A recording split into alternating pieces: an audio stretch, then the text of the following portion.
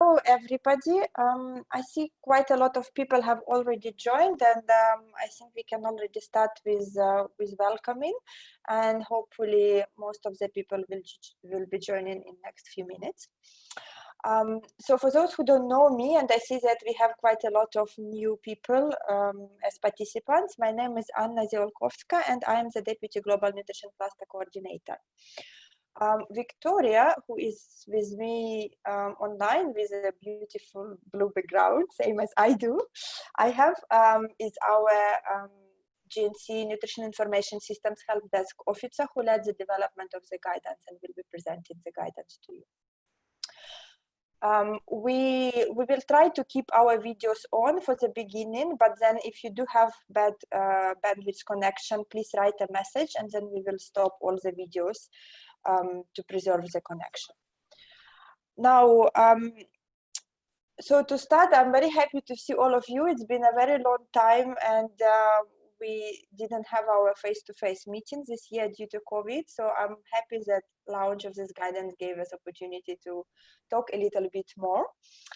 In terms of the communication rules, we already have 47 participants. I'm not sure how many more will be joining. So in order to ensure that we manage to answer all your questions, our suggestion would be that during the presentation and after, if you have any questions, any reflections, any comments, please write them in a chat.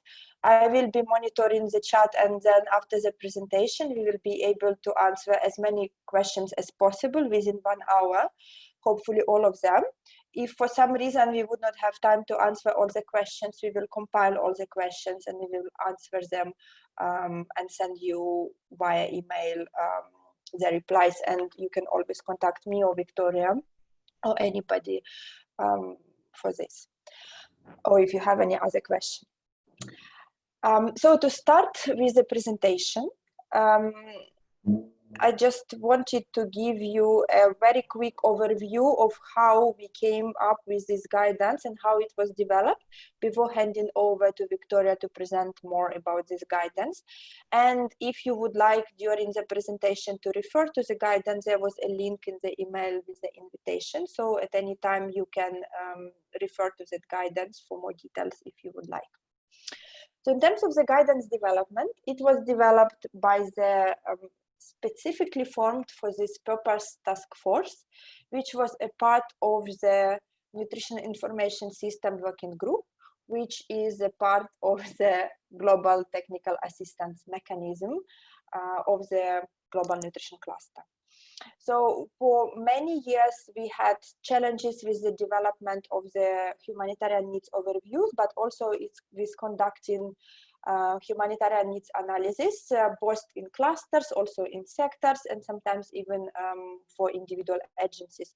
So the purpose was to streamline this as much as possible, also considering that we do have now new guidance at an intercluster level being developed for the countries with the humanitarian response plan.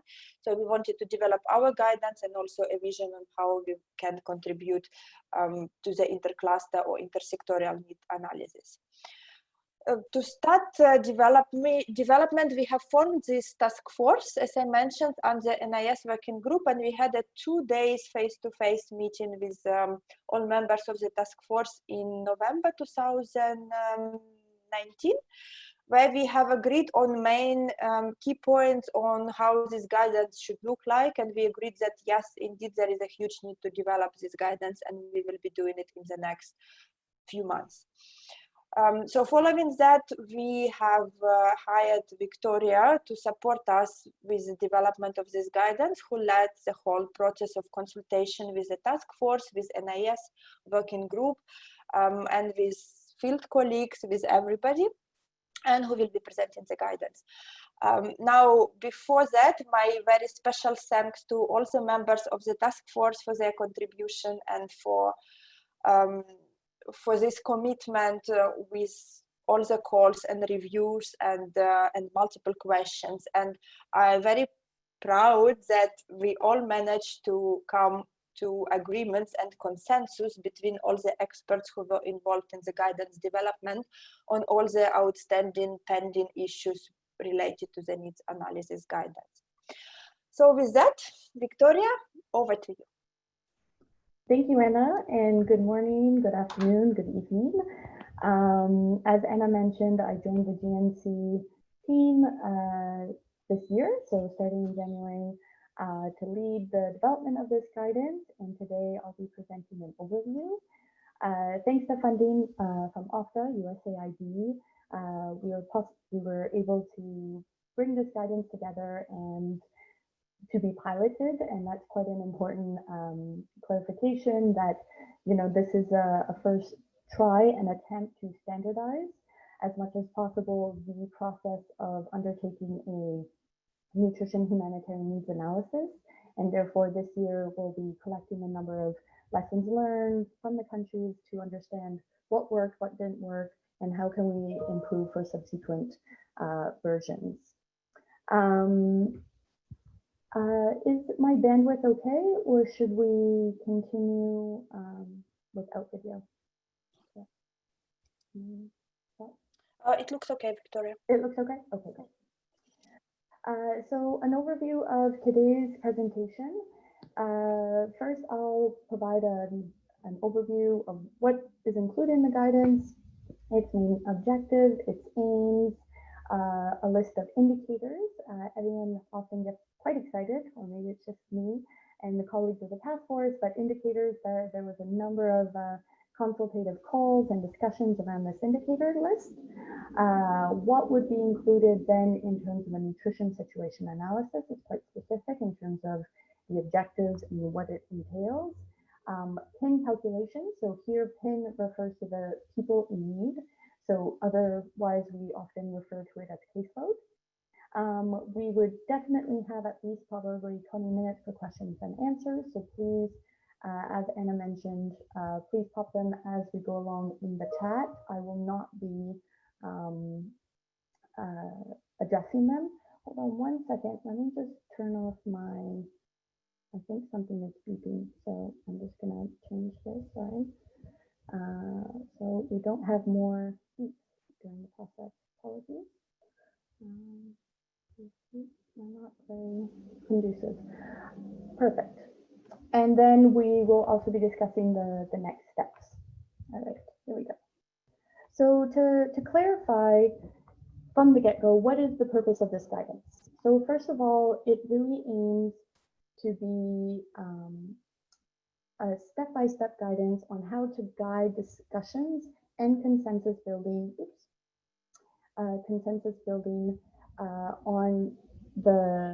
on how to run a situation analysis and a needs analysis. As I already mentioned, it will be iterative, so this is our version 1. Yay, but we'll definitely have subsequent versions that will be added to it. And then we're also trying to ensure that we're using the best available evidence to draw a results-oriented and collective response. So this is not just one person who will be undertaking these steps, but it's going to be a very collaborative process with a series of recommendations and steps to include. So hopefully all those present at country level, or even consultation with regional or global level colleagues when needed, will ensure that we're using the best available evidence to make those decisions. This guidance currently does not include considerations for the joint intersectoral analysis framework.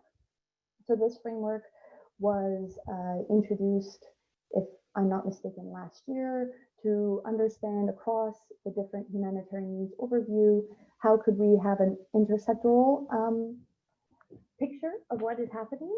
And right now that methodology is currently in the process of being finalized. So in the coming months, once that's finalized, I'll be preparing an addendum that will accompany this guidance so that we cover all bases. It's also important to clarify that this guidance does not aim to be prescriptive nor comprehensive. So I'll be going into 3 scenarios that we've identified with regards to a nutrition humanitarian needs analysis. And also with this list of core indicators, this is, the list of core indicators is really for this purpose. It is not meant to override any of the programmatic indicators or the other decisions that you need to take at country level, but it's really how to set a nutrition situation analysis that can then also inform your humanitarian needs overview, so part of the broader humanitarian program cycle. So quite important to flag this from the beginning. In particular, given this year's pandemic, this guidance is not adapted to the pandemic. Evidently, when we started the process back in January, no one had, we couldn't have this scenario, but maybe in its subsequent iterations, we're going to have a fourth scenario what to do during a pandemic. But right now, the best source of guidance for whether it's nutrition situation analyses, anything related to nutrition information systems, are the briefs that have been developed by the Global Technical Assistance Mechanism, the GTAM, along with the NIS working group of the GTAM. So those are kind of the best place, that's the best source of information on what would be those adaptations during the COVID-19 pandemic to take into account versus this guidance here. So the steps of the guidance. So first of all, the guidance is organized in 3 sections. First section is the development of an annual nutrition assessment plan. So we provide general recommendations, but also a suggested timeline. When we think about an annual nutrition assessment plan, this is often led by an in-country nutrition information system technical working group or assessment working group or equivalent that would be present at country level. And the colleagues would develop a nutrition assessment plan, so nothing new. I imagine a number of the country colleagues here present have experience doing this. And what would be some key considerations, not only in terms of the list of indicators that we provide that are deemed core for the nutrition situation analysis, but also what other indicators for your programming and decision-making needs would be relevant, and the reliability of the data collection methods to actually obtain that information. So it generally happens in the last quarter of the previous year, in the first quarter. Of course, this year, I think things are a bit rocky in terms of timelines, generally speaking, and especially a number of primary data collection activities have been also suspended given COVID-19. So this year in particular, we're going to be looking much more at what's already existing pre-COVID in terms of using that information, those considerations to move to step 2, which is to conduct a nutrition situation analysis. So the purpose of a nutrition situation analysis is to define and classify the severity of a given humanitarian situation across affected geographical areas based on the magnitude of the nutritional needs of the population. And this analysis is really to guide strategic and operational decision making. How severe is the situation? When and where are the worst affected areas? How many? Why? Who's most affected? And what are the key characteristics of a situation?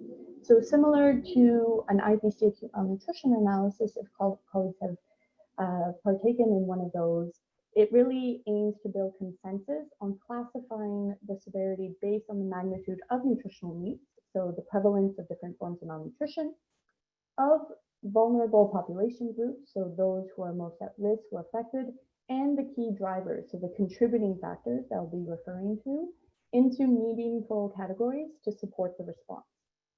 And this entails a critical review of the available data, so whatever stems from the results of the annual nutrition assessment plan, the context, and existing trends for each of the affected areas.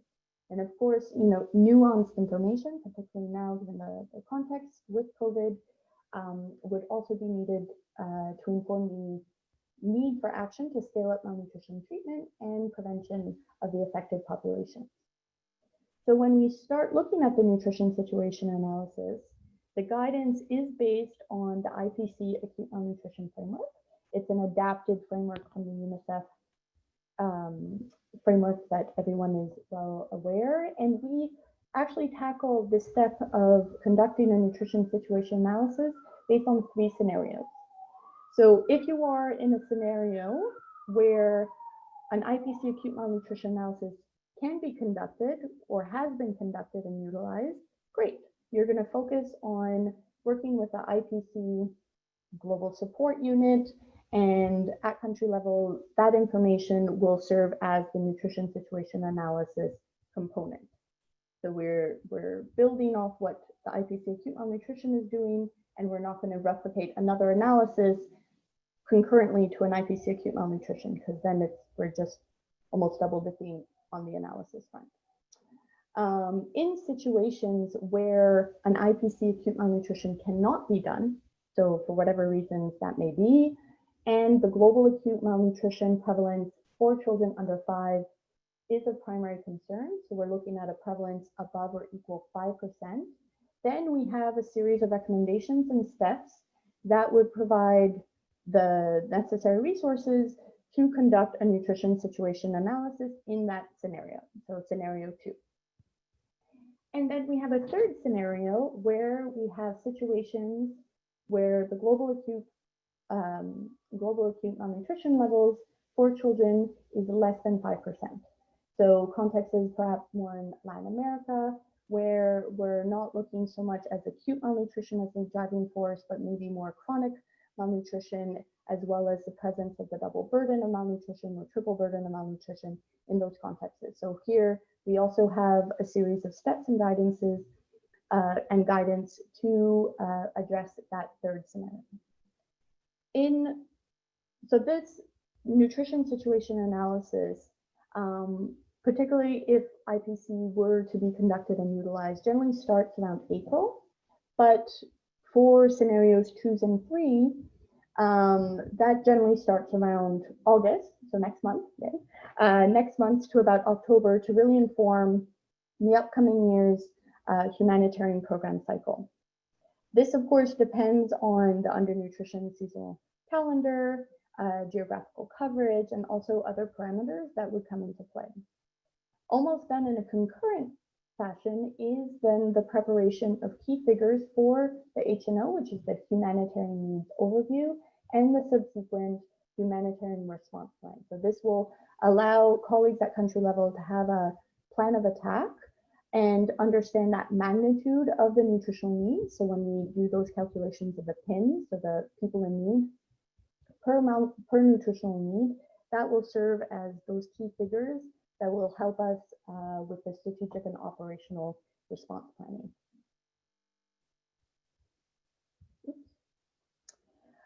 So now to the recommended list of indicators. So this was a very consultative process, as we mentioned from the beginning, through the task force, but also even with the GTAM NISWG, the Nutrition Information System Working Group.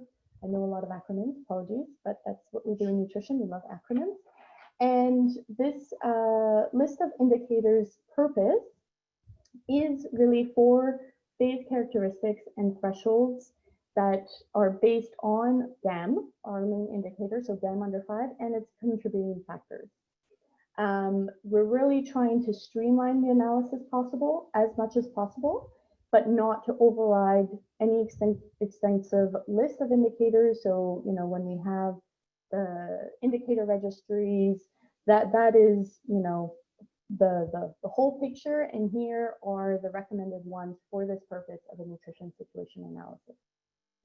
These indicators are organized by category. So we have nutrition outcomes and contributing factors and other categories. So WASH as a contributing factor, health, food security, etc. And then we also have the alignment with the IPC acute malnutrition framework. Where does that fall within the framework, so that we're providing guidance on where it's located, what does that entail? And then we list our core indicators and what is the humanitarian consequence that would fall depending on the scenario. So if you see in that last row, for the prevalence of stunting, it's actually going to fall in a different humanitarian consequence. So physical and mental well-being, which are consequences that have a direct effect on people's survival, mental and physical integrity and or dignity in the short term. So generally we're looking at consequences that are based on anthropometric data. And the urgency of the response can differ on the time frame of their effect. And this is different from our scenarios 1 and 2 that I mentioned, where an IPC acute malnutrition analysis can be done, or if it cannot be done, but we have more concerning levels of global acute malnutrition in children under 5, where those stunting would fall under living standards. And those have a consequence on people's ability to pursue their normal productive and social activities and meet their needs in an autonomous manner. So as we see here, there's slight differences depending on which scenario, and that will help us more when it comes to the intersectoral analysis that would be detailed in the addendum that's forthcoming. We also then have each thresholds so that are proposed or already established at global level. So a number of these have already been established at global level, but there's also a number of these thresholds that are preliminary in nature because we do not have a global level accepted threshold. And so here we can see for GAM, for pregnant and lactating women based on MUAC, these are preliminary thresholds that the colleagues within the task force and the Nutrition Information Systems Working Group are proposing based on information from Somalia. So once again, these are in trial. We'll see how this works in terms of the preliminary ones, but then we're also providing sources for each of these to make sure colleagues would understand where they're coming from and just out of a magical hat. Okay. Is there any questions? Okay. I just heard one unmute. In terms of indicators, because I'm sure there will be a number of questions on which indicators in case you have not yet opened the lovely guidance. This is a brief overview of what's included. It's quite busy on the slide, so it's more to provide a general overview. But here we're looking at our primary outcomes, so as I mentioned, acute and chronic malnutrition. And then we have proposed contextual factors, where we're saying these are optional depending on the humanitarian situation. So colleagues would not need to systematically include these, yet we want to include them to also make colleagues aware at the same time when preparing their annual nutrition assessment plan that these are potential indicators that can be of use for your decision making and response planning later down the road.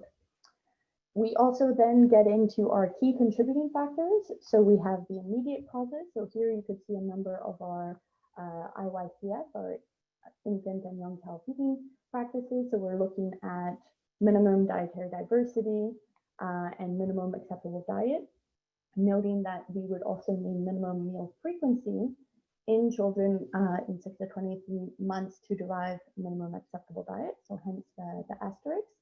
And underlying causes when it's looking at caring and feeding practices. And we're looking at these two proposed by the Infant and Feeding and Emergency Group, IFE. I don't know if I got that acronym right, but the Infant and Young Child Feeding Technical Group. In terms of infants 0 to 5 months or 6 to 11 months that are not breastfed who have access to breast milk substitutes, supplies and support in line with the code and the IFE OG standards and recommendations. So this is just an overview of what's included. I'm sure there will be subsequent questions later on once people dive into this. And then we also have a series of indicators from other sectors that would be relevant here also for our nutrition analysis. A number of indicators that were put forward by the WASH colleagues, health colleagues in terms of immunization, health status, the availability of and access to health services, and also food consumption indicators. We also included the results of an IP acute food security analysis, though that's also included within our list. And the contributing factors will be quite relevant when we look at the analysis contributing factors that will support our nutrition situation analysis. So I'll get into that just now. So when we conduct our nutrition situation analysis, once again, it is based on our scenarios. So if we're in a context where under 5 global acute malnutrition levels are above or equal 5%, ideally, an IPC acute malnutrition analysis can be conducted, and that would be liaised with the IPC Global Support Unit or even with the GNC core team to see how feasible that would be in that given context. If ever that cannot be done, then we do have our backup plan, so scenario 2, where we would base our severity classification based on under 5 global acute malnutrition levels based on weight for height. Although we do recognize the importance of CGAM, the aggregate indicator for global acute malnutrition based on weight for height, and the based on MUAC, so the joint indicator, in case you're not familiar, since thresholds are not readily available for CGAM, this is why we're right now basing it on weight for height. If ever weight for height, GAM based on weight for height is not available, then we would shift our severity classification to GAM based on MUAC. And we have preliminary thresholds proposed by the IPC acute malnutrition that we're aligned with. And if ever that is not available in quite rare circumstances, then we would base our severity classification primarily on global GAM for pregnant and lactating women based on MUAC. So it's kind of a 3-step process to see which one we would use in terms of the severity classification. Regardless of which one is used for the severity classification, there's a qualitative analysis of contributing factors. So this is just a snapshot at the bottom where we are outlining the different phases for all those indicators that I just mentioned in terms of WASH, health access, food security, and so on, where we're going to, as a collective,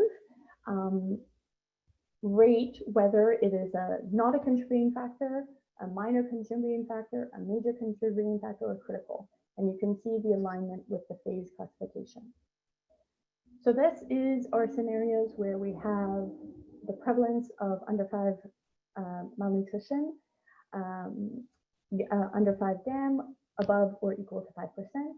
In those other scenarios where we do not, global acute malnutrition is not a primary concern, we are proposing a severity classification based on a scoring system that takes 10 indicators, and I'll list the 10 indicators, I'm sure this is going to be a follow-up question, in a 3-tiered fashion. So the indicators that get the most points in terms of a higher score at the end of the day is exclusive breastfeeding for children 0 to 5 months, minimum dietary diversity for children 0 to 23 months, stunting and overweight in children under 5, and anemia in children 6 to 59 months. The next tier, so slightly less important, but still very important for the amount, would be the percentage. Oh, is the colleague can mute themselves? Okay. Taking vigorous notes. I'm not sure who it is. Thank you. Perfect. So we have the second tier is the percentage of 0 to 5 months and 6 to 11 months that are not breastfed who have access to BMS supplies and support that I mentioned previously, and anemia in pregnant women. And lastly, our kind of third tier of this scoring system is the levels of global acute malnutrition in older people and in adolescents. So those 10 indicators, based on the different phases, so whether it falls into a phase 1 or 5, 1 through 5, then we'd have a certain scoring system and there'd be an associated phase overall severity classification associated with that. So once again, we're piloting this. Let's see how it works. And an accompanying qualitative analysis of contributing factors would accompany that analysis. Now, in terms of concurrently preparing these figures for the HNO, so the Humanitarian Needs Overview and the Humanitarian Response Plan, the results of the nutrition situation analysis that was just completed really lay the foundation for a coherent and efficient humanitarian response based on the magnitude identified. And when we understand the magnitude of the situation at different levels of severity, this supports the response planning by identifying the number of people in need, our PIN, conducted per sector and eventually also intersectorally. That will be that addendum. So the PIN, just referred to as the PIN, has to be calculated for each specific nutritional need and expressed as such. So the HNO, the Humanitarian Needs Overview, already serves as a projection of nutritional needs for the coming year, as it's based on the estimated incidence or prevalence of people that need that specific nutrition service. So in this guidance, once again, it's not as much divided now, this component, as scenarios, as with, we could have a variety of nutrition specific interventions. But here we're looking at a subset of key nutrition specific interventions. Once again, this list is not to be meant to be comprehensive, based on these three categories: acute and chronic undernutrition and overnutrition, so interventions relating to that specific category, interventions relating to infant and young child feeding practices, and micronutrient deficiencies. So the objective here is, although a number previously we've been looking at a lot of caseload at primarily the first category, here we're trying to be more holistic and looking across various nutrition specific interventions and calculating that nutritional need accordingly. This is just a very busy slide. It's more of a screenshot or a taster of what is included in the guidance. So here you can see the nutritional need as it's aligning to the essential nutrition actions that affect the determinants of optimum growth and development through nutrition specific and sensitive interventions. Its alignment with a subset of these high impact, the WHO high impact nutrition interventions. So we can see here a number of them listed, potential population groups to include, the list of indicators to consider that would support those interventions, with a number of them highlighted as core. So those are the same ones that I presented previously that would support the nutrition situation analysis, and detailed PIN calculation formulas that provide information on what should be included per key indicator here. Although often we don't have this data readily available, ideally this information would be disaggregated by sex and by disability at country level. This is just another lovely snapshot of the micronutrient deficiency. So here we're also going per micronutrient deficiency, so iron and folic acid supplementation, calcium supplementation, and so forth, and the different subsets. So this table exists for all those three categories that I mentioned previously. And saving best part for last, the guidance, although in a Word document, has an accompanying spreadsheet tool.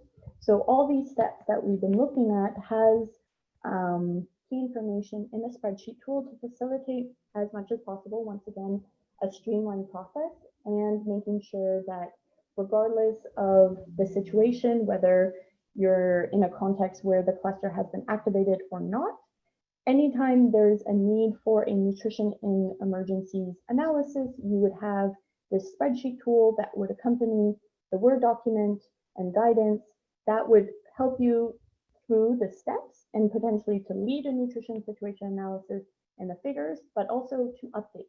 So hopefully at country level, this process will become less burdensome and potentially even increase the frequency at which these nutrition situation analyses can be done. These are just some of the tabs that are included within the spreadsheet tool. So we have the indicator registry, so it's very similar to the one that's readily included in the nutrition cluster caseload calculator. Classification threshold, so that big table I was showing at the beginning with the different levels, so phase 1 through 5.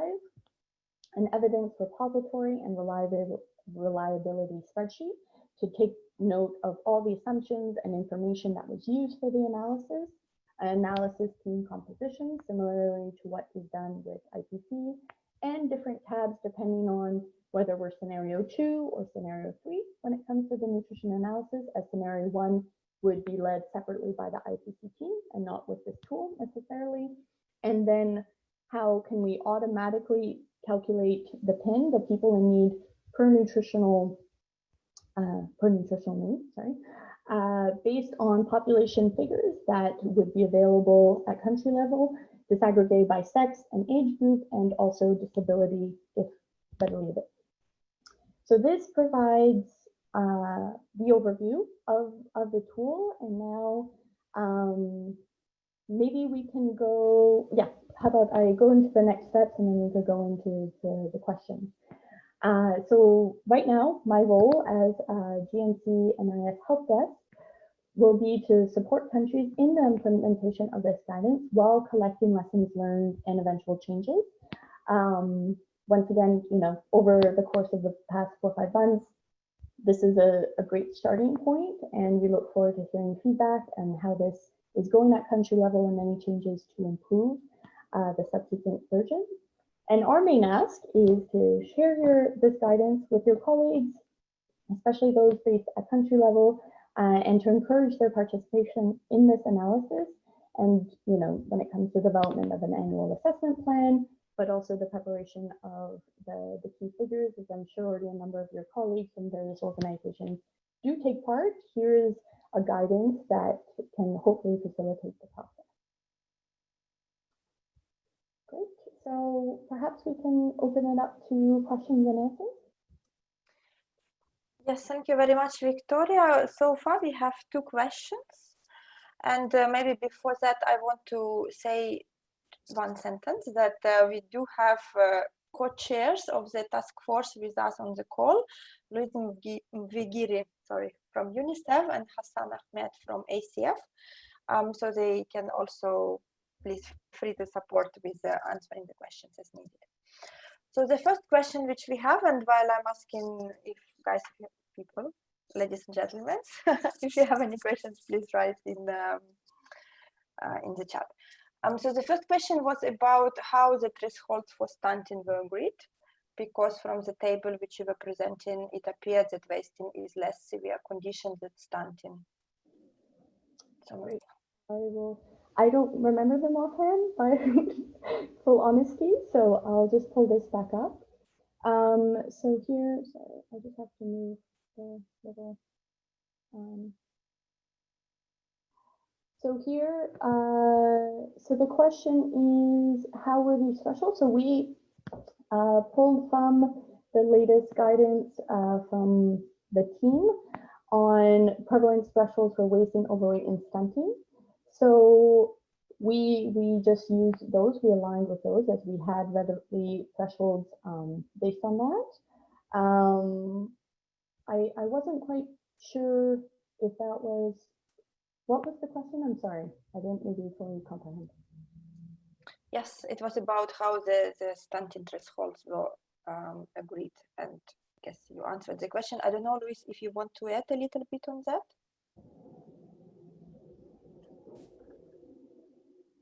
Luis?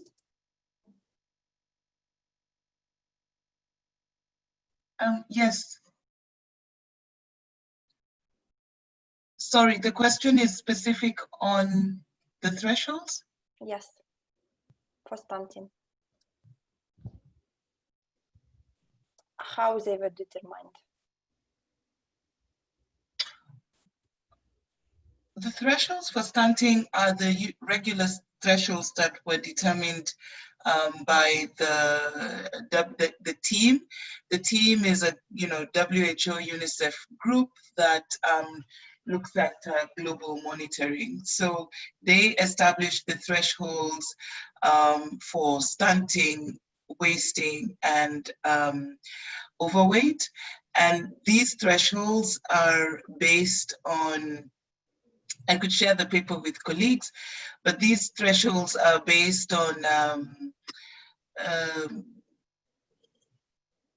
from the previous threshold. Basically what they did is they looked at, I would almost want to say,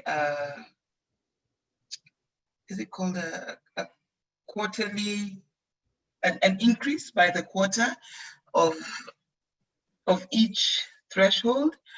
Basically, what they did was understand at 20%, you know, what stunting would look like, and then it was made incremental.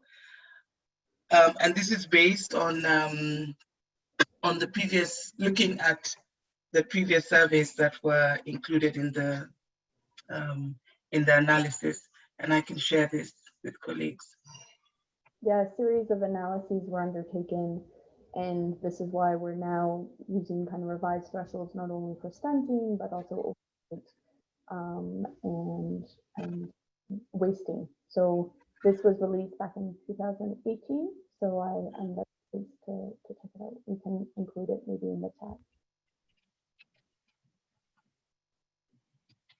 Okay, I hope that answers the question. And we have another question from Albert.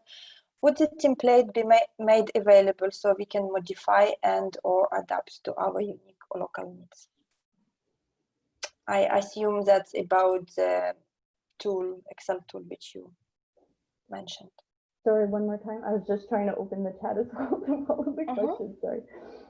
Would this Excel template be made available to countries so they can modify it or adapt to their unique local needs? Absolutely. It is. So on the link that we shared for the event, there's a zip with both the Excel and the Word document. So hopefully when you download it, you get both in one shot. And I look forward to hearing the feedback from the IM colleagues or anyone else using it at country level.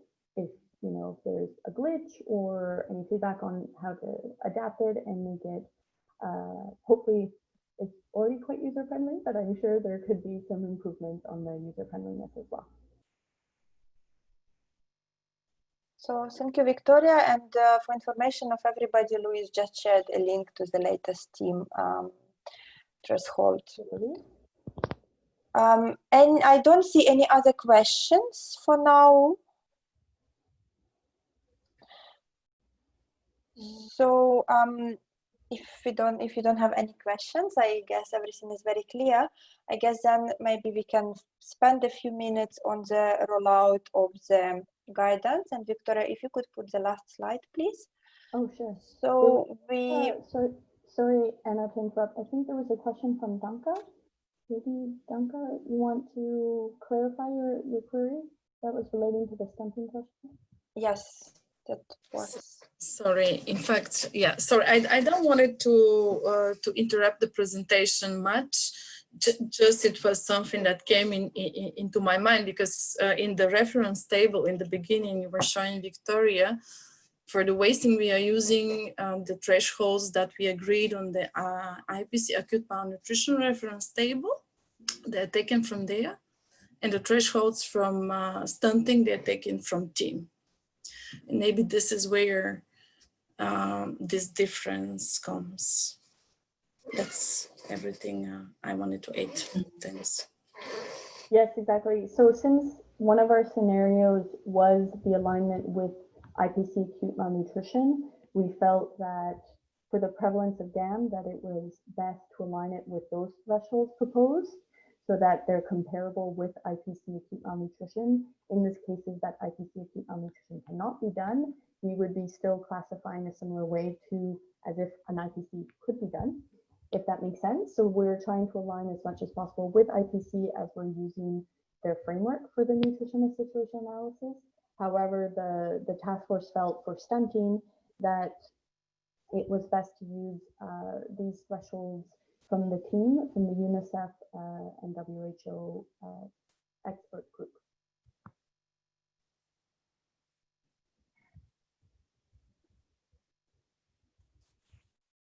Does it answer the question? Kirati and Danka? And we also have a new question from... Yes.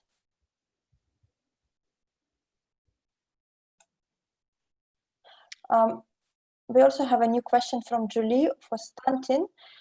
Is in the article 20-30% is high, not very high, but in your table it's extremely critical.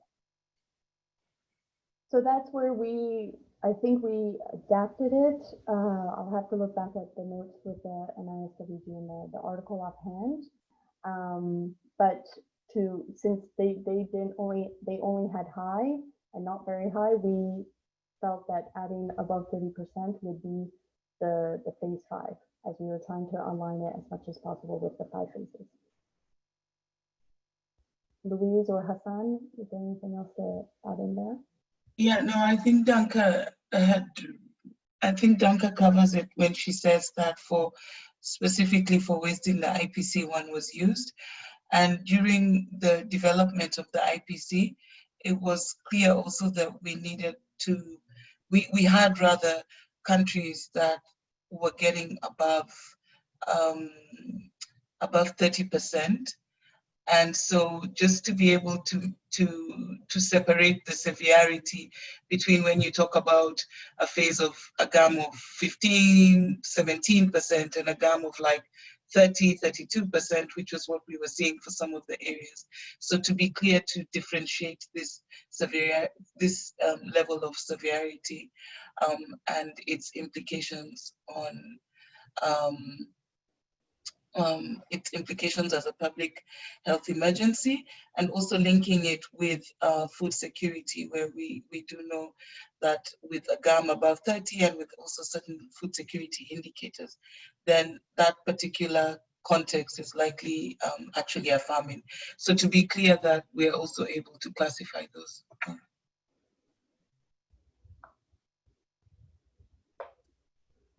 Great question. Are there any other questions, or I'll jump back to that next step? Sorry, Anna, to have interrupted. No, sure.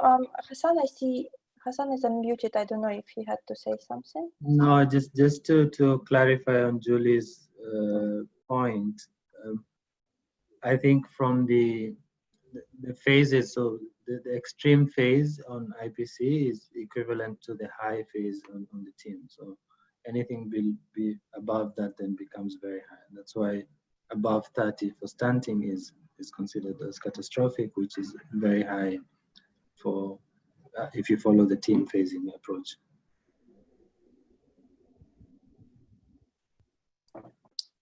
Okay, I believe we now have agreement. Maybe we can also look at the guidance and try to clarify this more if it's not clear considering the number of questions. Any other questions?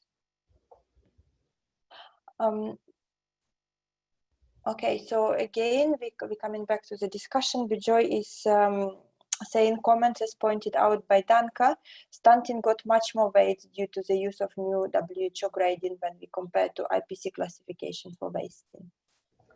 So also, as I was highlighting during the presentation, for stunting, when we are looking at global acute malnutrition as a primary concern, it falls into a different pillar, so a different humanitarian consequence, so living standards. So we're actually not going to be giving more weight to stunting when it comes down to the analysis. As I mentioned, that we're going to be primarily focusing on global acute malnutrition for the severity classification in those contexts. But in contexts, for example, in Latin America, where global acute malnutrition levels are not as worrisome, stunting would then be one of the kind of primary indicators. And that's where we felt the separation of the phases would also be important, where it won't be as significant as when looking at global acute malnutrition levels in terms of severity classification.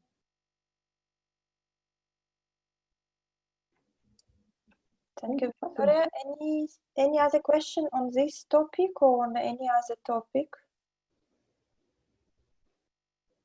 I don't see, but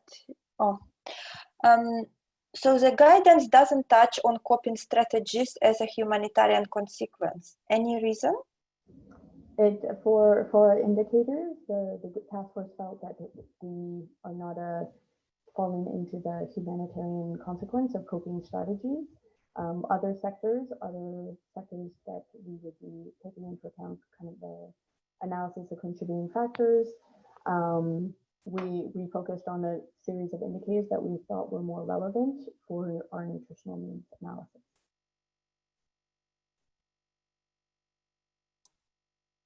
And maybe just to add, the humanitarian consequence here is aligned with what the joint intersectoral analysis framework definitions, which is sort of multi-sectoral in nature and doesn't really, I mean, it's specific to physical and mental well-being. These are already predefined sort of terminology and categorized as humanitarian consequences. So I think coping strategies does fall under the, I mean, in their definition, it does fall under some of the living standards. Yes, maybe just to also clarify that the presentation was focusing on the nutrition humanitarian analysis, but as I mentioned, it would be also contributing to the intercluster analysis. At the intercluster level, the analysis framework is still in the development, but they have identified some of it which are already kind of agreed among all the humanitarians in different sectors. So while we were focusing just on nutrition part, we also had to fit it somehow in this framework. When the interagency framework, intercluster framework will be developed, we are going to develop an addendum to this HNO, which will clarify exactly how it fits.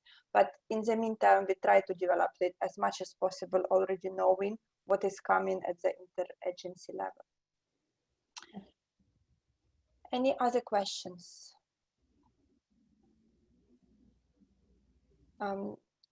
So I see no questions and we still have 6 minutes left. So maybe we can come back to the rollout of the guidance and propose next steps. From our side, the guidance is going to be piloted and used in all countries this year. We have already presented it to the cluster coordinators, IMOs, and nutrition information working groups, co-chairs at country level. It seems that they are happy and eager to pilot it, considering that we didn't have any specific guidance before. So we are moving ahead with an HNO planning process, and we've already informed them a few months ago when the guidance was still into development on what indicators we recommend them to collect, and we've already engaged with many countries jointly and also one-on-one.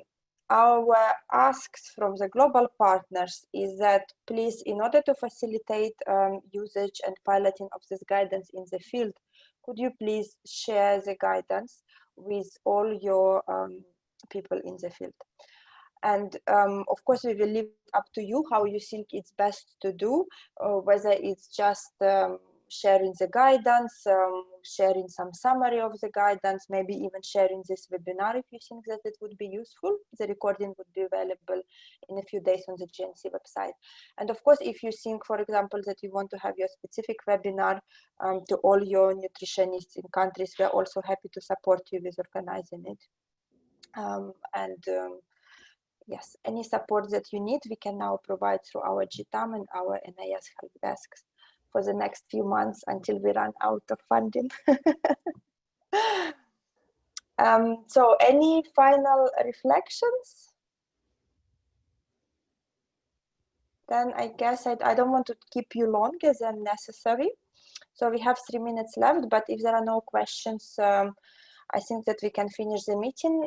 Again, thank you to Victoria, thank you to the co-chairs of the task force, of the whole task force, of the NIS working group, of the GTAM and the Global Nutrition Cluster, all the country teams in the countries that were involved with us and also partners who provided comments. And Victoria would be always there if you need any support and if you have any questions. Thank you everyone for your attention, and we'll be in touch. Thank you. Thank you. The presentation will be shared as well as the recording. Thank you. Bye-bye. Thank you. Bye-bye.